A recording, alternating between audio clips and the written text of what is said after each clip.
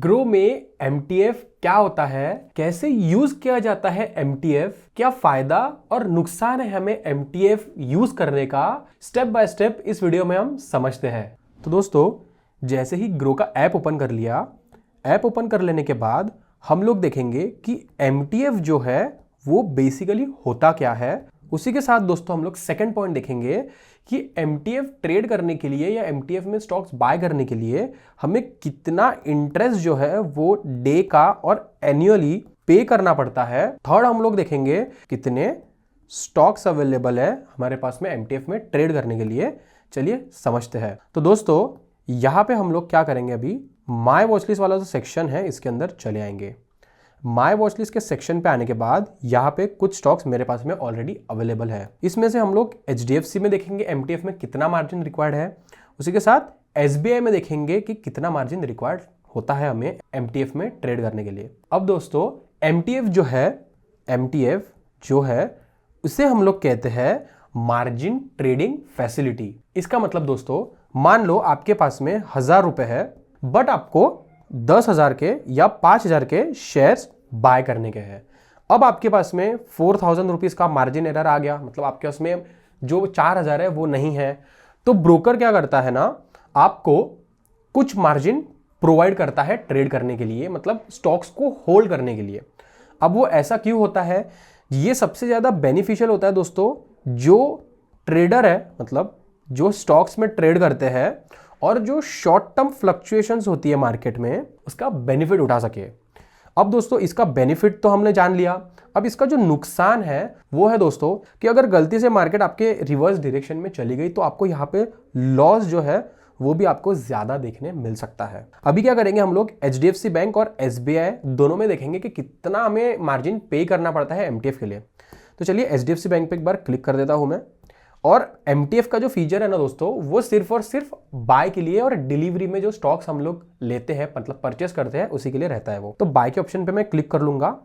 Bye के option पे click करने के बाद ये जो एमटीएफ वाला फीचर है इस पे हम लोग क्लिक कर लेंगे।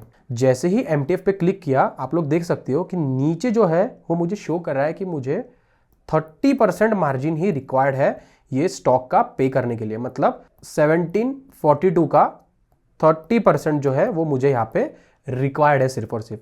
अभी मैं क्या करता हूं ना, यहां पे क्वांटिटी जो है वो 100 एक बार पुट कर देता हूं। अब जैसे ही मैंने इसमें 100 क्वांटिटी पुट किया, आप लोग देख सकते हो कि यहां पे 52,000 का ही हमें सिर्फ और सिर्फ मार्जिन लग रहा है। लेकिन यहां पे अभी ऐसा बोल रहा है कि available amount is enough for 9 shares, मतलब ये जो मेरे पास में अमाउंट है ये सिर्फ और सिर्फ 9 शेयर्स ही मैं इसमें बाय कर सकता हूं। अगर मैं नॉर्मल डिलीवरी में 9 शेयर्स बाय करता हूं दोस्तों, तो कितना मार्जिन मुझे लगता है देखते हैं। आप लोग देख सकते हो कि यहां पे अगर मैं 9 पुट करता हूं तो मुझे दोस्तों यहां पे 15,714 रुपीज लग रहे हैं और मेरे पास में अवेलेबल बैलेंस जो है वो सिर्फ 4,928 रुपीज का ही है। तो जैसे ही मैंने एमटीएफ पे क्लिक किया, आप लोग देख सकते हो मुझे सिर्फ और सिर्फ मार्जिन जो लग रहा है वो लग रहा है 4,714 रुपीज का। अगर हम लोग इस पे वेरीफाई टू बाय पे क्लिक करते हैं तो देखते हैं क्या होता है। जैसे ही वेरीफाई टू बाय पे क्लिक किया दोस्तों, यहां पे हमें एक एमटीएफ इन्वॉल्व बोरोड फंड्स का कुछ डिस्क्लेमर मिल जाता है।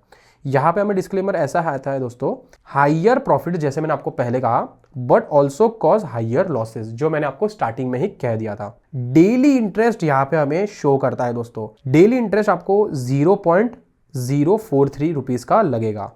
मतलब दोस्तों ये जो आपने फंड बोरो किए हैं, मतलब ये तो आपके पैसे हैं। जो बची हुई अमाउंट है, जैसे अगर 10,000 मान लो, 10,000 पे आपको 0.043% यहां पे पर डे का आपको लगेगा। उसी के साथ दोस्तों अगर आपने इसे आज ही परचेस किया, मतलब आज आपने परचेस किया इसे और आज ही आपने इसे सेल कर दिया, ठीक है, आज ही आपने इसे सेल कर दिया, तो आपको 0 इंटरेस्ट यहां पे देने मिलेगा क्योंकि आपने इंट्राडे में ही इसे एग्जिट कर दिया। ऐसा है दोस्तों एमटीएफ में इंटरेस्ट का फॉर्मूला। उसी के साथ अगर आपने इसे एनुअली लेना चाहा, मतलब मान लो आपने एनुअली आप इसे परचेस कर रहे हो, तो आपको कितना इंटरेस्ट पे करना पड़ेगा। तो जैसे आप लोगों ने दोस्तों 0.043 इंटू 12 कर दिया, आपको जो आंसर आएगा उतना आपको इंटरेस्ट देना पड़ेगा दोस्तों यहाँ पे। अब यहाँ पे आप लोग पर डे यहाँ पे आप लोग 25 लाख तक ही यहाँ पे स्टॉक खरीद सकते हो। अगर आप 25 लाख के नीचे का अगर ट्रेड ले रहे हो या फिर स्टॉक्स में इन्वेस्ट कर रहे हो तो आपको 0.043% ही यहाँ पे चार्ज देना पड़ेगा MTF में, ठीक है। MTF में यहाँ पे आपको इतना चार्ज लगेगा। लेकिन अगर आप 25 लाख के ऊपर अगर ट्रेड ले रहे हो या इन्वेस्ट कर रहे हो तो आपको 0.027% का ही इंटरेस्ट यहाँ पे देना पड़ेगा। तो दोस्तों ऐसे ही हम लोग HDFC बैंक में MTF के द्वारा इतना हमें 9 शेयर्स के लिए मार्जिन लगता है। अभी हम लोग यहाँ से बैक आ जाएंगे। बैक आ जाने के बाद हम लोग देखेंगे कि SBI में कितना हमें मार्जिन देना पड़ता है MTF द्वारा। जैसे ही मैंने बाय पे क्लिक कर लिया, MTF के फीचर पे ऑलरेडी यहाँ पे सिलेक्टेड है। यहाँ पे मैंने 18 क्वांटिटी डाल दी।